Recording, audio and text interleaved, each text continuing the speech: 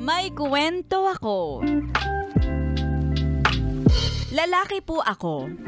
At share ko lang yung nakakaaliw at nakakabaliw na nangyari sa amin sa bahay.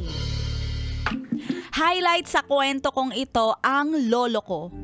Lolo ko na 75 years old.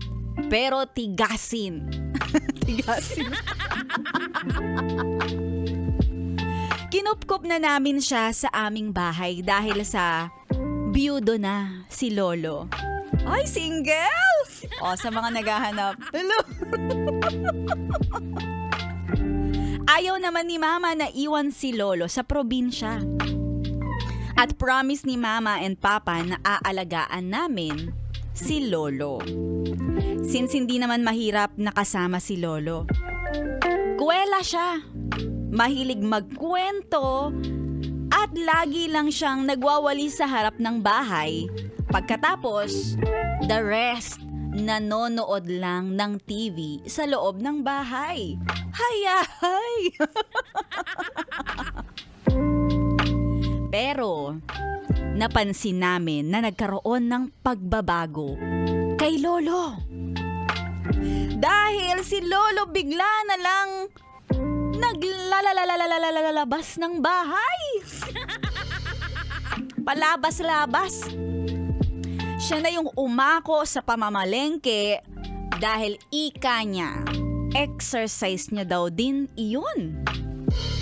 Tapos, naging masigla siya. At kapag lalabas siya, ay, naliligo pa siya, nagpapabango, pumoporma, aba sumusombrero. Sa palengke lang naman ang punta niya.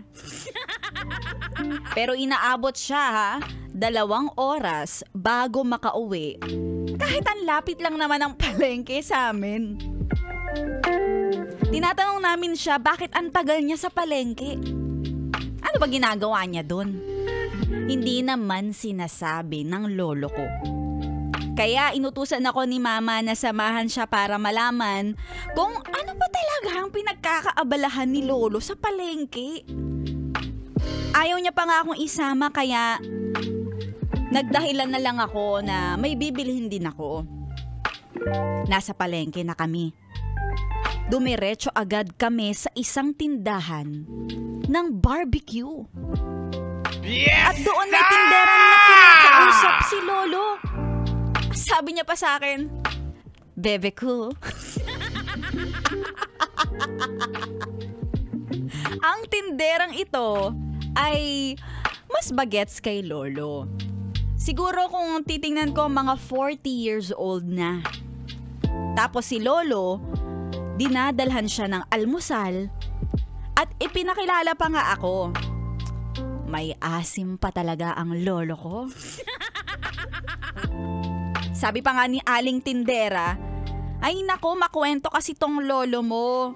Kaya ako napakwento na din ng buhay ko sa kanya. At nabanggit ko sa kanya na single mom ako. Kaya niloloko ako ng lolo mo. Siya na lang daw jowahin ko. Kayang-kaya naman daw niya akong paligayahin. Ay nako, naloloka talaga ako sa mga pinaggagawa ng lolo ko. Kaya pala takang-taka ako. Bakit isang linggo na puro barbecue yung ulam namin sa bahay?